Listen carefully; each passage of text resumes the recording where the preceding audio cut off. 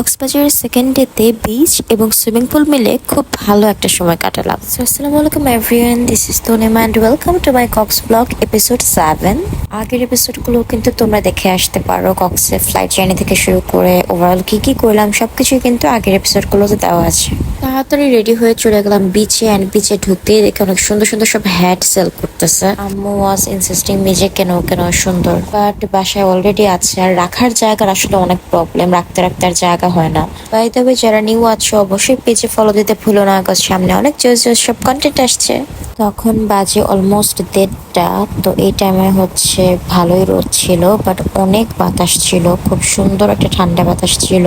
And আমরা তো গিয়েছিলাম জুলাইয়ে, ওই টাইমে হচ্ছে রেইনি সিজন ছিল, বাট কোনো বৃষ্টি হয়নি। অ্যান্ড এত সুন্দর ঠান্ডা ঠান্ডা একটা ওয়েদার, বিচে এত ঠান্ডা একটা বাতাস, খুব ভালো লাগছিল আসলে। এখানে যে আব্বু বসেছিল, আম্মু নানু সব একসাথে বসেছিলাম, তানজিল।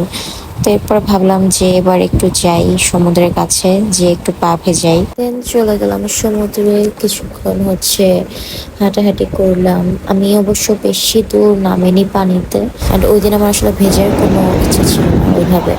তো আমি হচ্ছে খুব কম পানিতেই হচ্ছে ছিলাম। আর ওদিকে আব্বু আমরা তানজিল ওরা হচ্ছে একটু দূরে ছিল। তো আমি জাস্ট দেখছিলাম দূর থেকে আর এনজয় করছিলাম অল্প পানিতেই। বাট ইট ওয়াজ ফান, খুব ভালো ছিল, ভালোই লাগছিল অনেক। আর সাগরের কাছে আসলে তো এমনিতেও মনটা ভালো হয়ে যায়, খুব ভালো লাগে। আর এখানে আম্মুর সাথে একটু স্ন্যাপ নিয়ে নিলাম, আম্মুকেও মাসাল্লাহ খুব সুন্দর লাগছিল সেদিন। এই যে আব্বু আম্মু হচ্ছে দূরে যাচ্ছিল, আমি দূর থেকে একটু ভিডিওস নিলাম। মাসাল্লাহ বলবেন সবাই অবশ্যই আব্বু আম্মুকে দেখে, আলহামদুলিল্লাহ মাসাল্লাহ।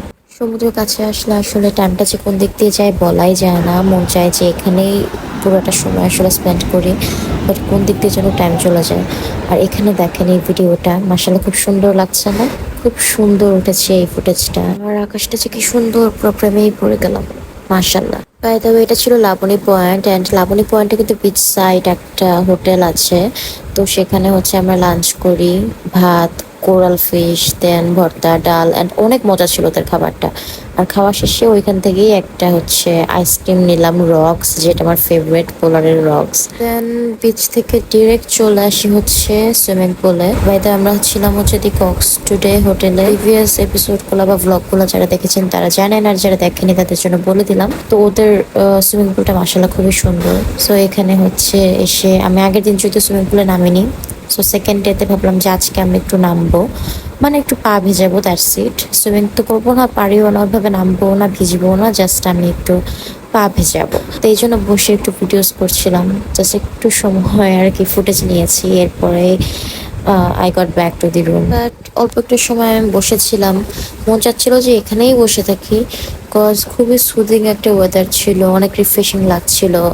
মানে লাইক সুইমিং পুলের যে ভাইবটা আছে, মিউজিক, দেন এখানে সবাই সুইমিং করতেছে, আব্বু আম্মু মাশাল্লাহ এখানে হচ্ছে একসাথে হচ্ছে একটু সুইমিং করছিল, আলহামদুলিল্লাহ মাশাল্লাহ। তো আমি হচ্ছে দূর থেকে একটু ফুটেজ নিলাম, বসে বসে দেখলাম, মানে ভালোই লাগছিল অনেক।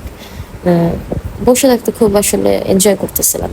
আর আমার ভাই তো আছে, ওর মতো হচ্ছে দুষ্টুমি করছিল, দেন সুইমিং করছিল। সো এনিওয়েজ, কেমন লাগলো জানিও। Don't forget to follow my page. Allah Hafiz.